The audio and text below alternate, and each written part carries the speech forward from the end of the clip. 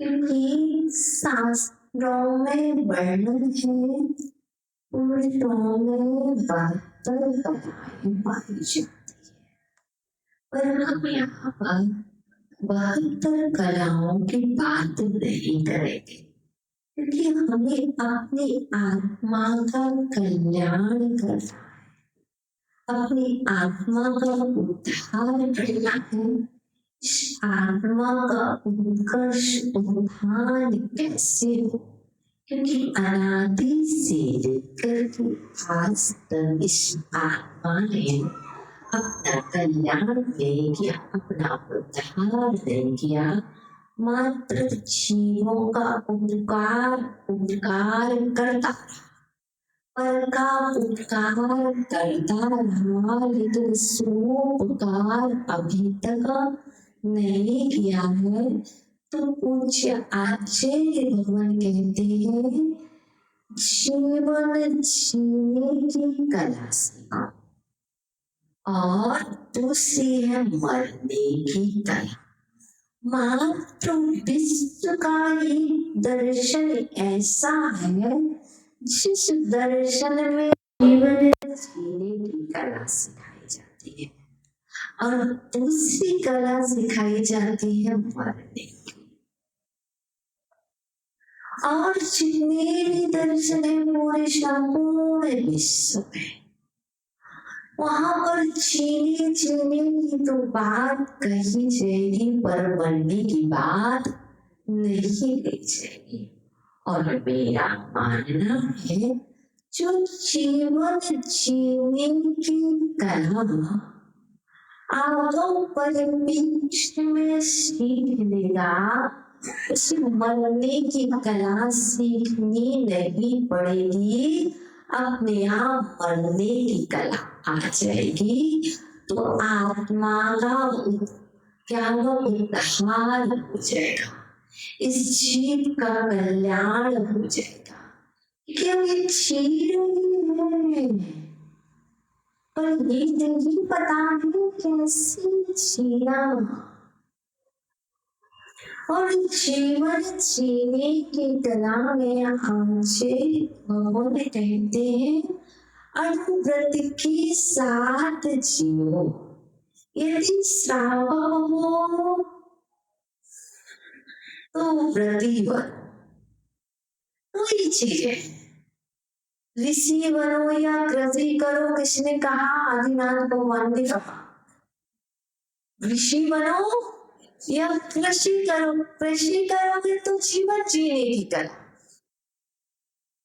ना, और यदि ऋषि बनोगे तो आत्मा का कल्याण करोगे।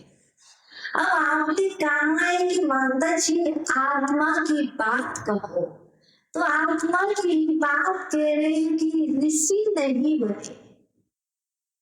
अभी तक कृषि करते आ रहे हैं, अभी तक ऋषि नहीं बने, और जब तक ऋषि नहीं बनेंगे तब तक ना तो सही से जीवन जीने की कला सीख पाएंगे और ना मरने की कला सीख पाएंगे। इसलिए आपको क्या करना है, अभी कृषि हो, कृषि कर रहे। अब कृषि से तात्पर्य आप सभी चीजें गर्भित कर लीजिए, आपके जीवन उपयोगी जो भी आप क्रियाएं कर रहे हो सब कृषि में गर्भित है, कहना ये चाह रहे। और दूसरी बात है, जीवन जीना तो कैसे, अभी अनुव्रत के साथ नहीं जिए। अनु मतलब छोटा व्रत, छोटा सा व्रत धारण करो, और उस व्रत के साथ 5 अनुव्रत, 3 गुरुव्रत और 4 शिक्षा व्रत, इन 12 व्रतों को अंगीकार करके, क्योंकि शिक्षा व्रत मुनि बनने की शिक्षा देते हैं। यदि जीवन में पहले वर्ष बड़े हो जाने के बाद, गृहस्थ आश्रम में प्रवेश करने के बाद, इन 12 व्रत के लिए यदि अभ्यास किया होता तो पहले वर्ष 12 वर्षीय पाठ्यक्रम चल रहा है और उस 12 वर्षीय पाठ्यक्रम में हम इस जीव का उद्धार चाहते हैं, उत्कर्ष चाहते हैं, उत्थान चाहते हैं। परंतु प्रथम वर्ष का सिलेबस है अहिंसा, अनुव्रत का पालन, आत्मा का उत्कर्ष करना। तभी प्रथम वर्ष 1 वर्ष अहिंसा, अनुव्रत का पालन करने का अच्छी तरह से अभ्यास करो। दूसरे वर्ष में श्रद्धा, अनुव्रत, सत्ता, तृतीय में अचौरी, अनुव्रत और चतुर्थ वर्ष में ब्रह्मचर्य, अनुव्रत और पंचम वर्ष आया तब परिग्रह, परिमाण, व्रत। 8 वर्ष हो गए हैं, 5 वर्ष हो गए हैं, लेकिन समझ रहे कितने वर्ष हो गए? 5 वर्ष हो गए। तो तुम्हारे जीवन में 5 व्रत आ गए होंगे, धारण कर लिए होंगे। फिर उसके बाद 3 वर्ष, 3 व्रत के लिए 8 हो गए। फिर 4 वर्ष शिक्षा व्रत, है ना, 12 वर्ष हो गए।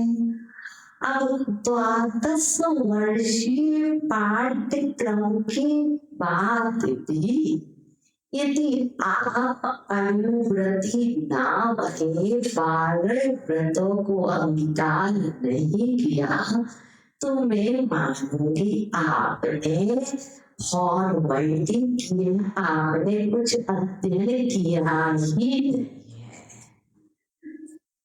क्योंकि यदि बिल्कुल भी ना पढ़ा जाए, मात्र थोड़ा सा वेद विज्ञान हो जाए और मात्र वो सूत्र याद दिए जाए आत्मा के कल्याण वाले,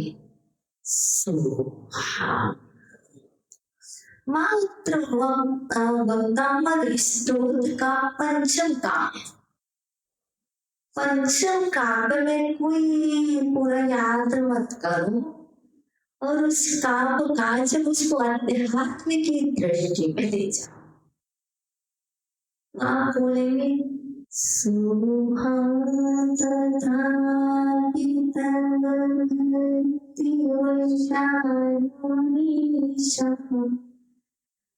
अब यहाँ पर पूरा काव्य नहीं लिख रहे, सिर्फ एक शब्द है सा, मतलब वाह, मतलब वह में और में सोना मैं क्या हूँ, वह मैं हूँ। दर्शन कर रहे हो और दर्शन करते करते सोना वह मैं वह मैं वह हूँ, क्या हुआ, मैं भगवान हूँ और जो भगवान है वह हिंसा कर नहीं सकता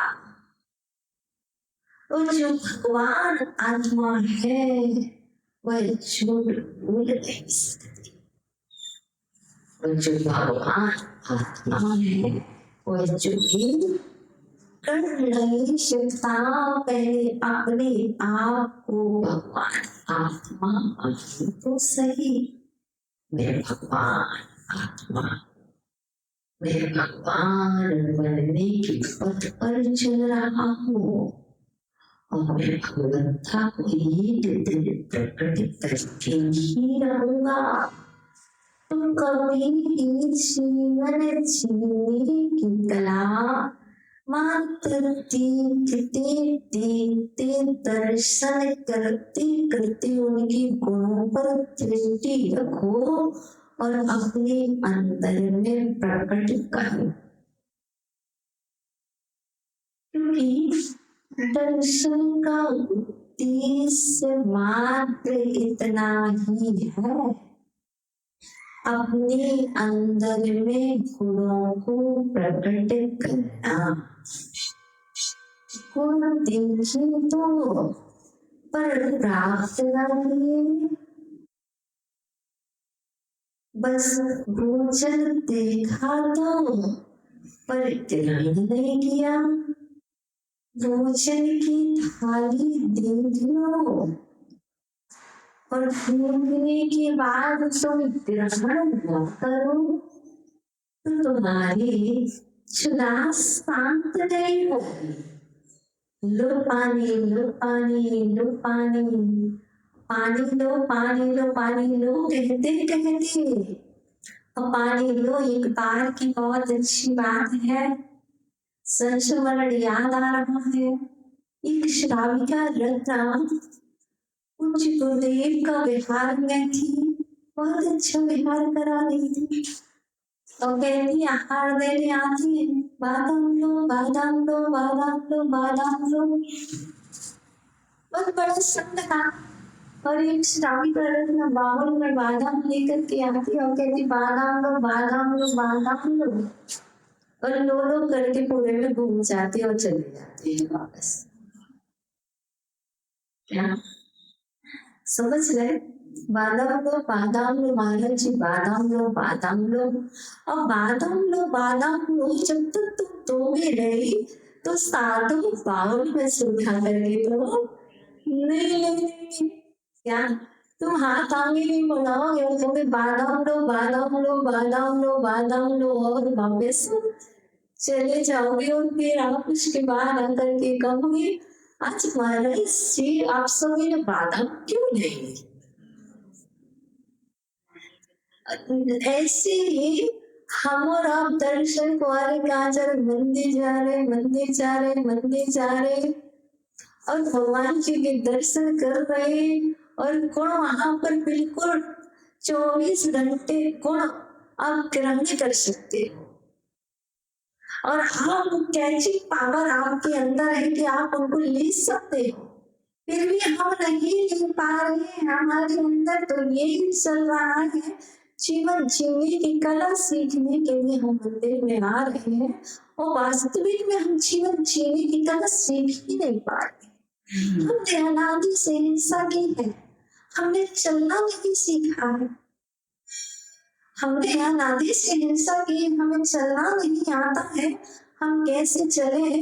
एक माँ होती है बच्चे को मात्र पकड़ पकड़ करके चलना सिखाती है और एक जीवाणी माँ होती है, मेरी एक माँ नहीं है, मेरी 8 माता है, मैंने एक माँ को छोड़ा है और 8 माँ को अपना माना है, वो मैं उनकी अंगुली पकड़ कर के प्रतिपल चलती हूँ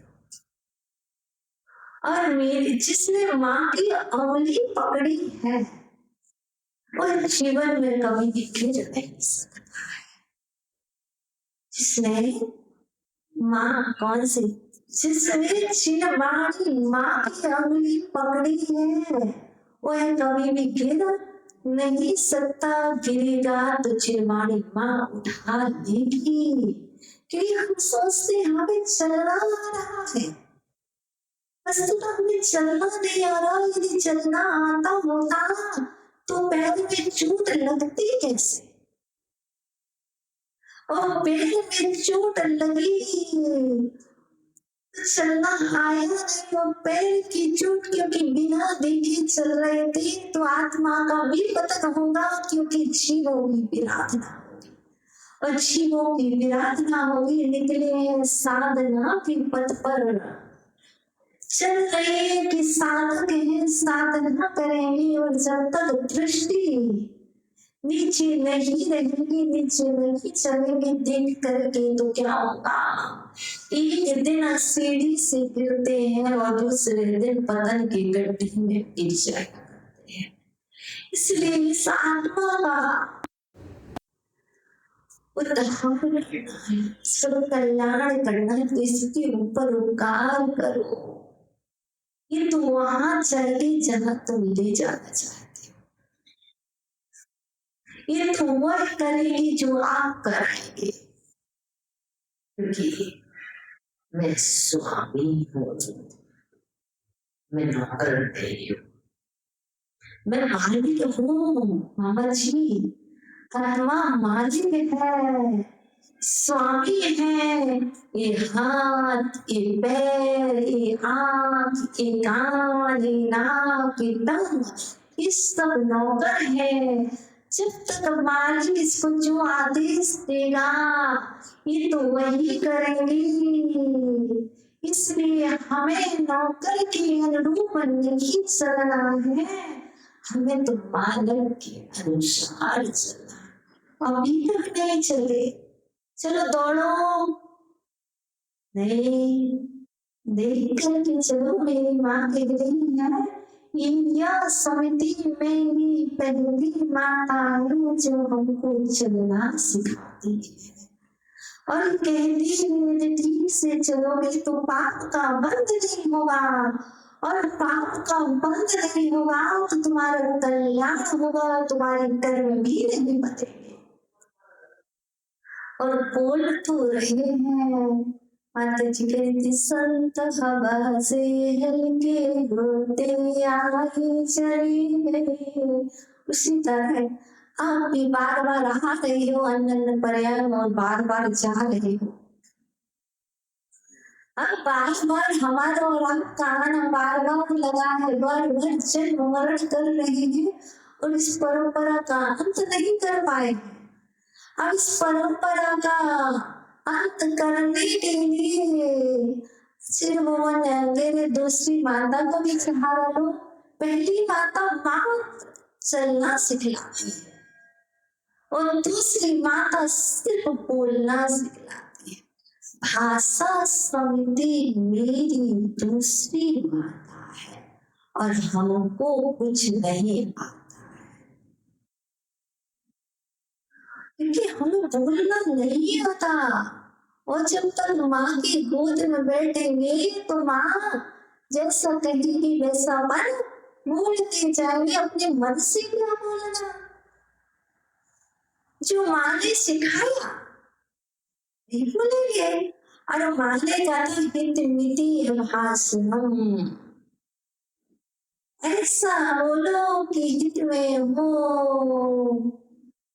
मित में हो, प्रिय संभाषण हो, जिससे किसी दूसरे को कष्ट ना हो। जब दूसरे को कष्ट नहीं होगा तो आपको भी कष्ट नहीं होगा। इसलिए वो मेरी माता सिखा रही है और आपकी माता ने भी तो यही सिखाया है, लेकिन हम क्या करते हैं? पूज्य गुरुदेव ने समाधि भक्ति में लिख दिया है मरने की कला में, क्योंकि हमें जीवन जीने की कला और मरने की कला सीखनी है। जीवन जीने की कला में कह रहे हैं कि अच्छे से देख करके चलो, है ना, और गाड़ी में चलाओ तो देख करके चलाओ। आप इतनी बड़ी गाड़ी लेकर के चल रहे हो, गाड़ी इस शरीर गाड़ी, आप ड्राइवर हो और जा रहे हो। और दूसरी बात, मरने की कला की बात कही है, एक्सीडेंट ना हो जाए आपकी गाड़ी का। तो हम पूज्य गुरुदेव ने समाधि भक्ति के द्वितीय मतलब फर्स्ट पर के दूसरे स्टैंजर में ही लिख दिया, आपको याद है अच्छी तरह।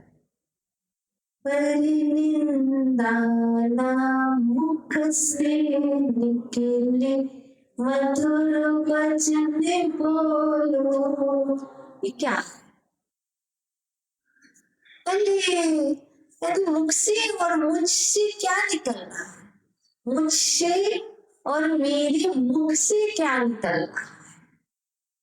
आत्म प्रशंसा और निंदा। और ये समाधि की कला नहीं है, ये असमाधि की कला है।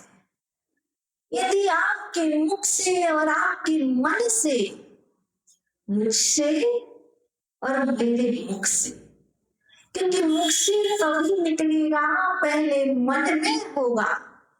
मन में हो सो वचन उचरिए, वचन होए सो तन सो करिए। क्योंकि जो मन में होता है वह वचनों में आता है, और जो वचनों में आता है वह क्रिया में भी आ जाया करता है।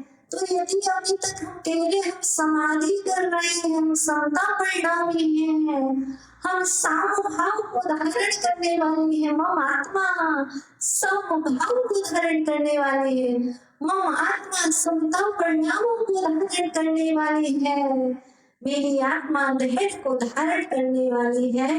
राग द्वेष क्रोध कषाय रहितो धर्म सहितो निर्विकल्प स्वरूपो विकल्प रहितो। सूत्र तो चल रही है, मंत्र तो चल रही है, लेकिन मन में क्या चल रहा है जब तक वह नहीं दिखा तो कैसे मरण की कला।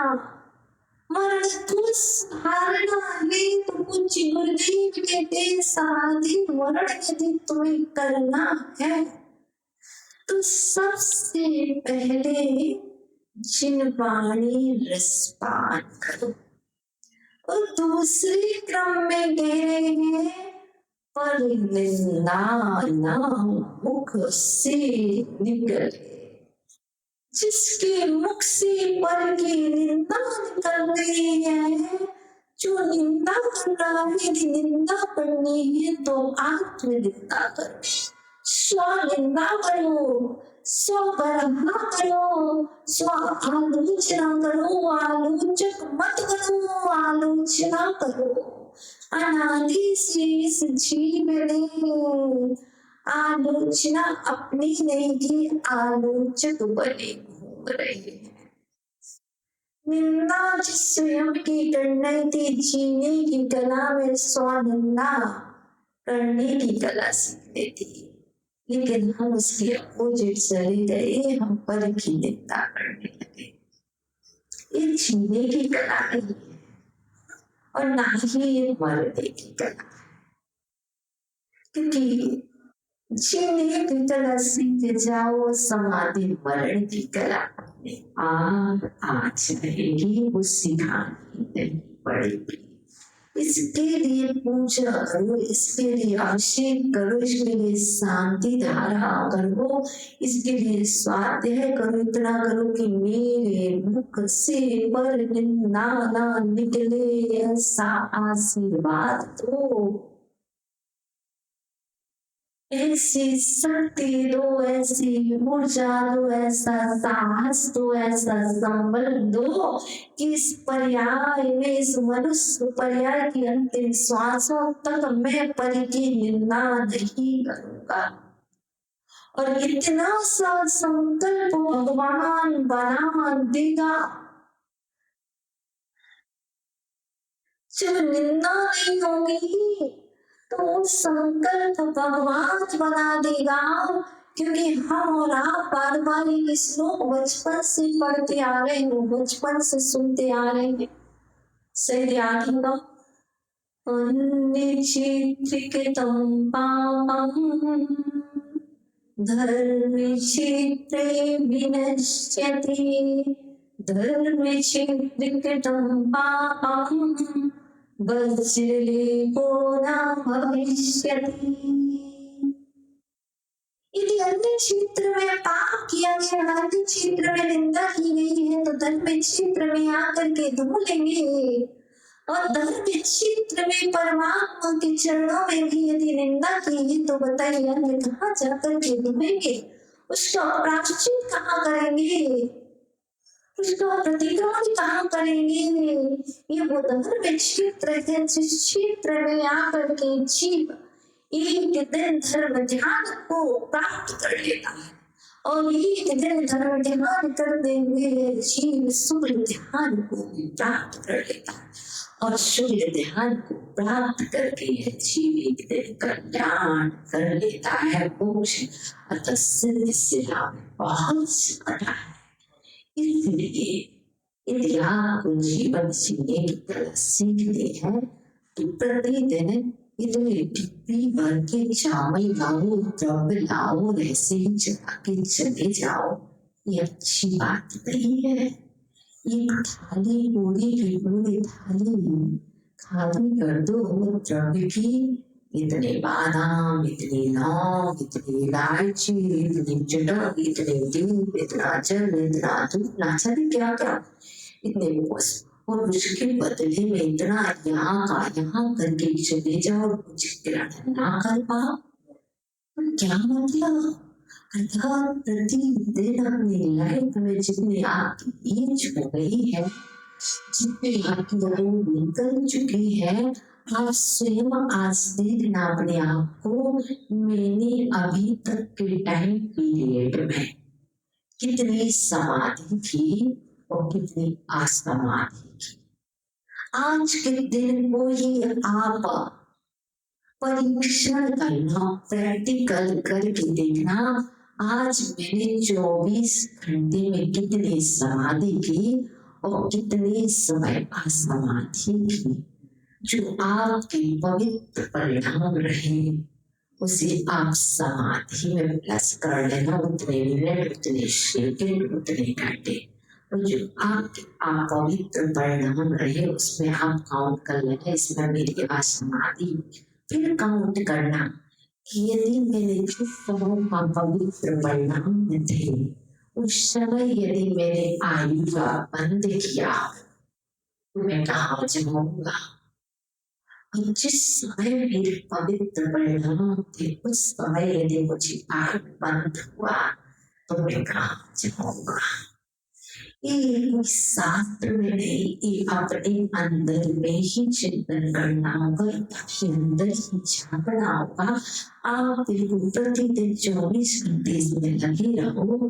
कितनी समाधि, कितनी आसमाधि, 6 घंटे मात्र समाधि और 12 घंटे असमाधि, सोते सोते असमाधि कर दी, भोजन करते करते, बातें करते करते, नहाते नहाते, धोते धोते, फोन पर लगे लगे, आप अपने आप को देखना और निकला टाइम पीरियड मात्र 6 घंटे सो में, 18 घंटे असो में, किसी का रिजल्ट आए मात्र 3 घंटे सो में और बाकी 21 घंटे असो में। फिर अपने आप को देखना कि भाई अब क्या होगा, अब क्या हुआ, कौन सा बैंक बैलेंस बढ़ रहा है। जब तक ये अवलोकन नहीं करोगे तो आत्मा का कल्याण नहीं हो पाएगा।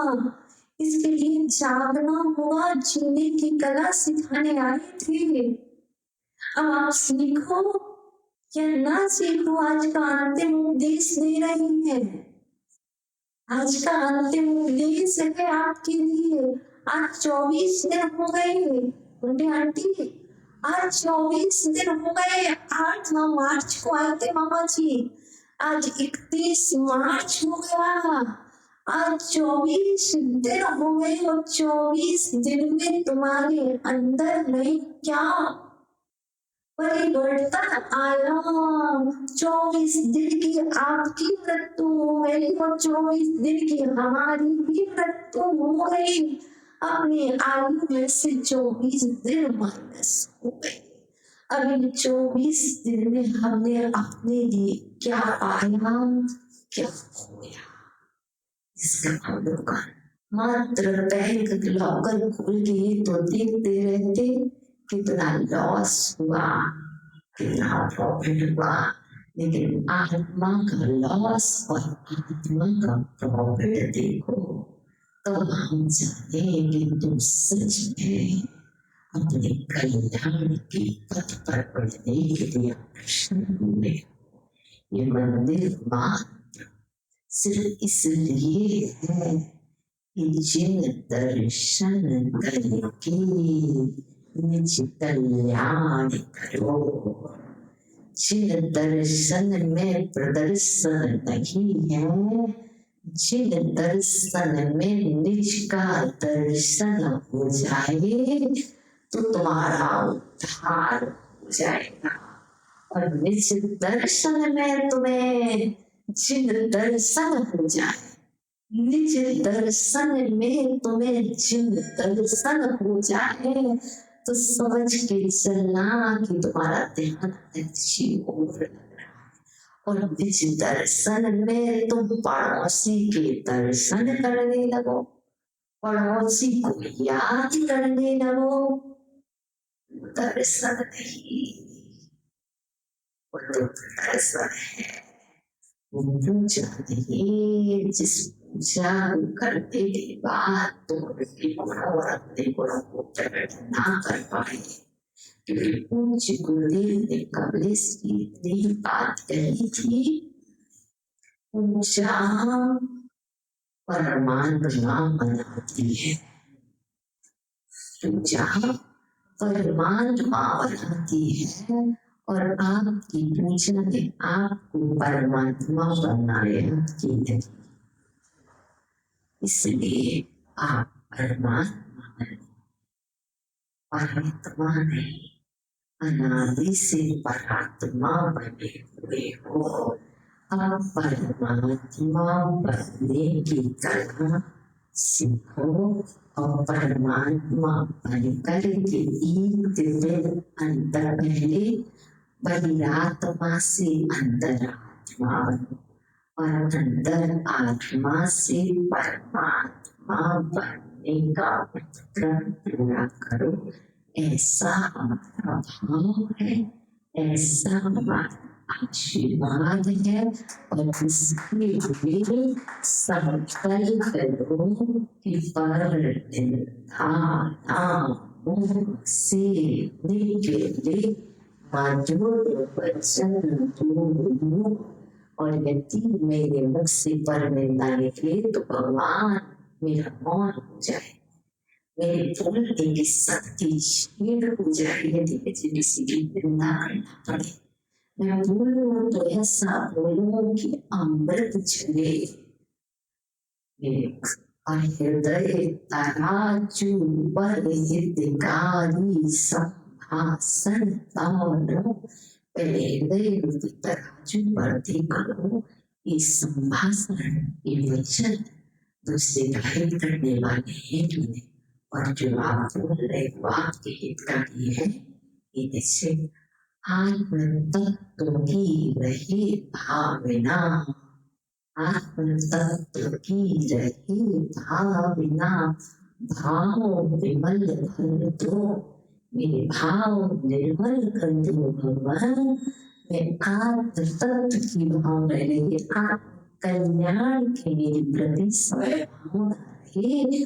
और इसके बाद मेरा मरण कल होना था तो आज हो जाए, आज नहीं अब भी हो जाए, मुझे कोई चिंता की बात नहीं है। ऐसा जीव अपनी आत्मा का कल्याण करके एक दिन उस पद को प्राप्त कर लेता है जिस पद को कभी प्राप्त नहीं किया है। शीघ्र में जी एक बात कहूंगी, एक बार दीदी आपको क्लियर दे देगी।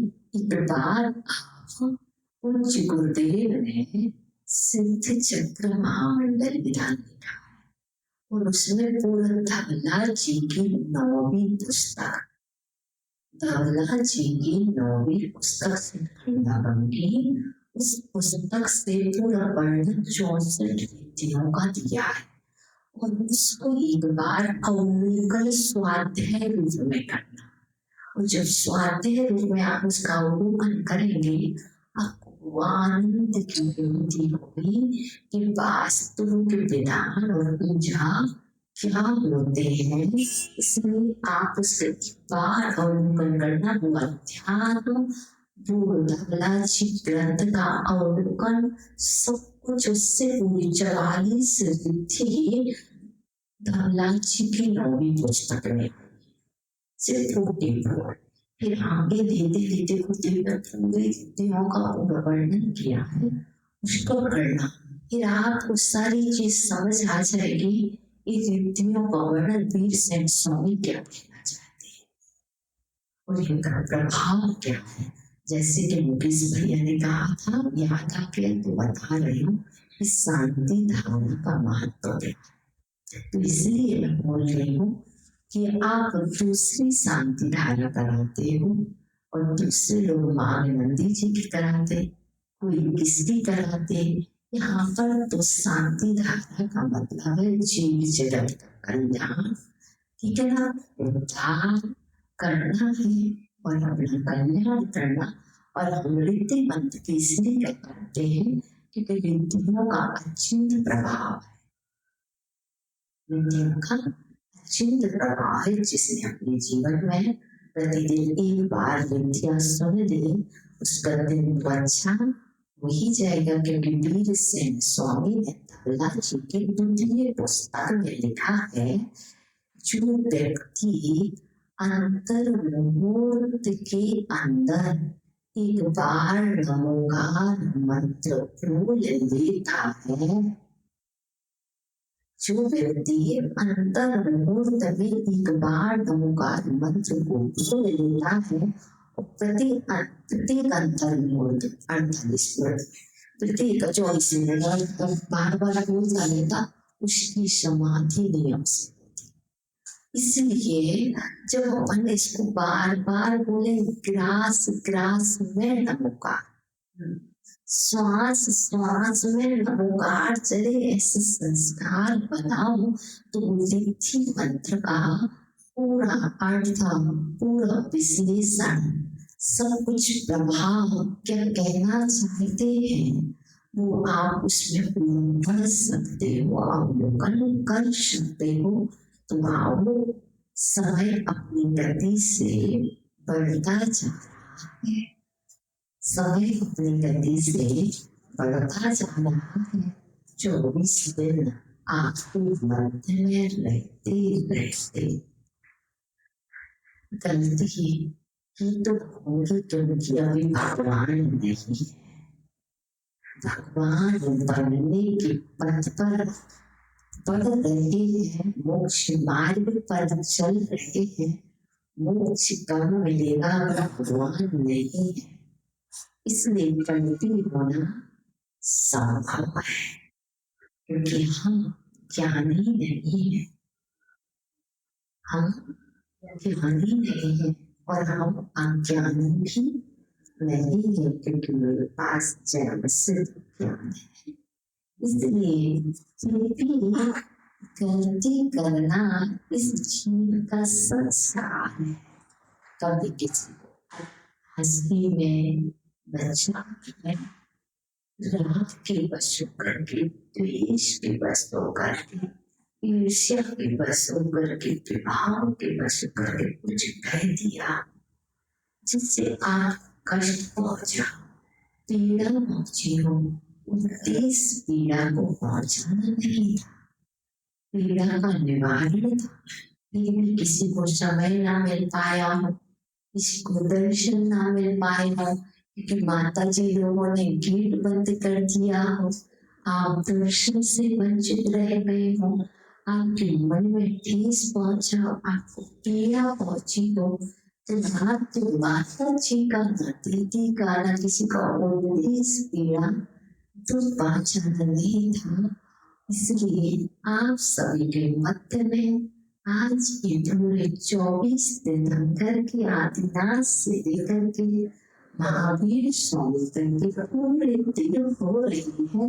तो आज अपनों के मध्य में अपनों से क्षमा मांगने की बात करते हैं और विश्वास करते हैं कि अपने अपनों को क्षमा का दान अवश्य देंगे और हम भी अपनों को क्षमा भी करते हैं, मानते भी हैं और करते भी हैं, क्योंकि आगम की आज्ञा है अनादि से जो बात नहीं मानी उसको अब मानना है। उन्हें तुम्हारा कर्म की बात नहीं मानी। भगवान की आज्ञा है क्षमा मांगो और क्षमा करो, तो आओ उस कर्म को पूरा कर ले। क्षमा मांग भी रहे हैं और क्षमा का दान दे भी रहे हैं। तो चलिए आगे मुद्रा बनाओ अपने कुमार शरीर में, सभी जीवों को क्षमा करो, सभी जीव मुझे क्षमा करें, मेरी सभी जीवों से मित्रता है, किसी से भी भेदभाव नहीं है। यदि मेरे द्वारा आज्ञा की वशों आकार की वशों तो अपराध हो किस जिन्होंने निवास करने वाले इत्यादि जिनेन्द्रिय एवं समस्त देवतागण मेरे अपराधों को क्षमा करें, सद्बुद्धि दें। नमोस्तु भगवान, नमोस्तु भगवान।